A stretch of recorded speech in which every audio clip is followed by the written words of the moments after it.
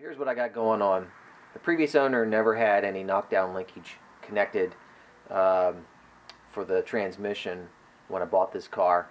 And since then, I've actually swapped out the trans. I went from a 200R to a 350 turbo. And the trans that I have has the knockdown linkage on it. It's a nice aftermarket setup. But again, I didn't have any bracket on here because the previous owner had nothing connected to it. So what I'm going to be doing in this video is showing you how I handled that situation. I looked around different stock brackets I had. I didn't really like the way anything looked, and it didn't fit quite right, so I wound up making my own. So hang around and check it out and see what I did.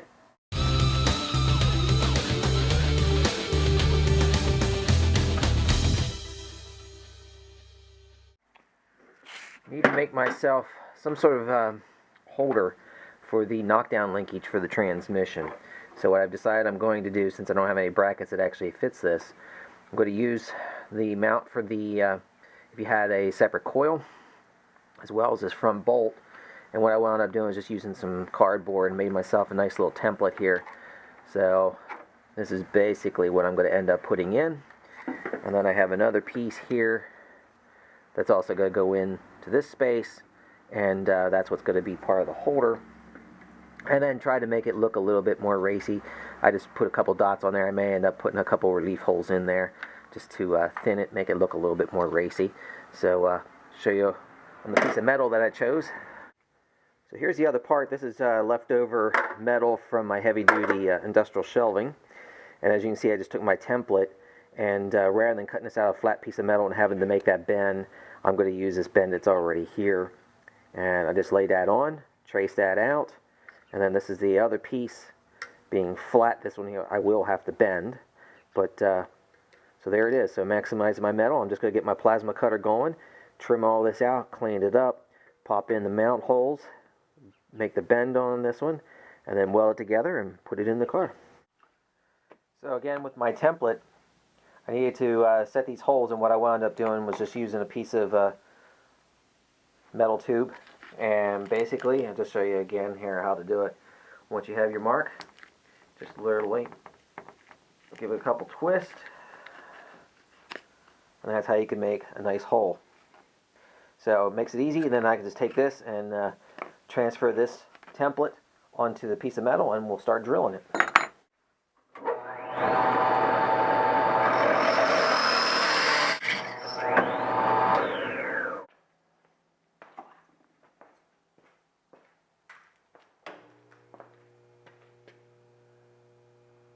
I'm ready to weld this bracket into place. As you can see at this point, I have a magnet here holding this so that it's square to this bracket. This is the underside of the bracket, this is the back. I folded this piece over, and that's just going to add a little bit more strength, and this is where the cable is going to end up going through. So I'm at the point now that I'm ready to start welding this.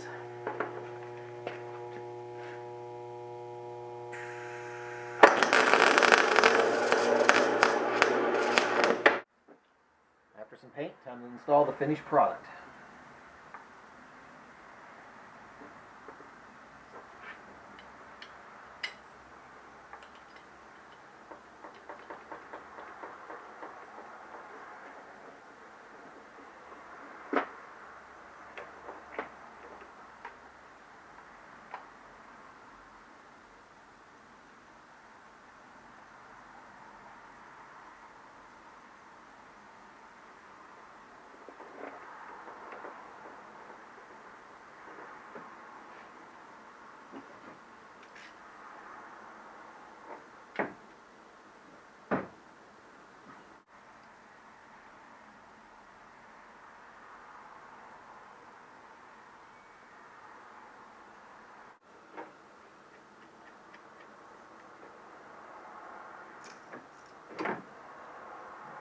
There it is. I do believe that's installed. Of course, I won't be able to test it until I have the car running, and right now the gas tank leaks, so can't put any fuel in it and take it anywhere.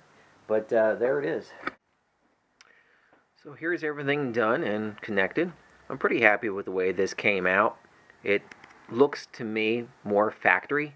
I was going to put a couple holes on the side to kind of make it look a little more racy, but then in the end I decided against that. But everything functions as it should, and I think it looks pretty good. So I'm going to call this complete.